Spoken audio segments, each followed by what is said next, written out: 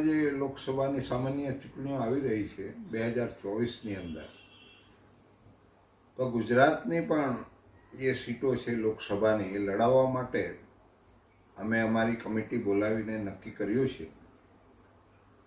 એના ભાગરૂપે હું આ પાર્ટી બાપ પાર્ટી છે એનો સંરક્ષક છું અને એ કમિટીએ જે નિર્ણય લીધો છે એ નિર્ણય આજે હું અહીં આગળ રજૂ કરું છું કે ભરૂચની જે લોકસભાની બેઠક જે બહુ જ ચર્ચામાં છે, બધા જ લોકોને, બધી જ પાર્ટીઓને રસ અહીં બહુ જામી ગયો છે, તો અમે બાપ પાર્ટી તરફથી પણ અમારો પ્રત્યાશી અમે ઉતારવાના છે.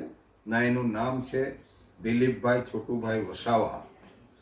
અમે એ ફોર્મ ભરાવવાના છે ને એ દ્વારા આદિવાસીઓની જે સમસ્યા છે ગુજરાતની અંદર અને દેશની અંદર, એ સમસ્યા હલ કરવા માટે અમે વર્ષોથી પ્રયાસ કરીએ છીએ.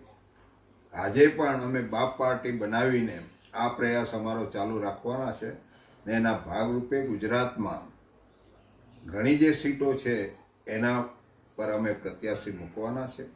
ને ભરૂચની અંદર આજે હું જાહેરાત કરું છું, દિલીપભાઈ છોટુભાઈ વસાવા એ અમારા પ્રત્યાશી રહેશે અને આ સામાન્ય ચૂંટણી લડીને અમારા પર જે અત્યાચારો થાય છે આદિવાસીઓ પર, જે અમે દેશના માલિક છીએ, જંગલોના માલિક છીએ, આજે સરકાર દ્વારા ઘણી સરકારો બની છે ને એ અમારા પર હુમલા ચાલુ રાખેલા છે, એનો વિરોધ કરવા માટે અમે આ પાર્ટી બનાવી છે ને એ પાર્ટી દ્વારા અમે અમારી લડત આપશું.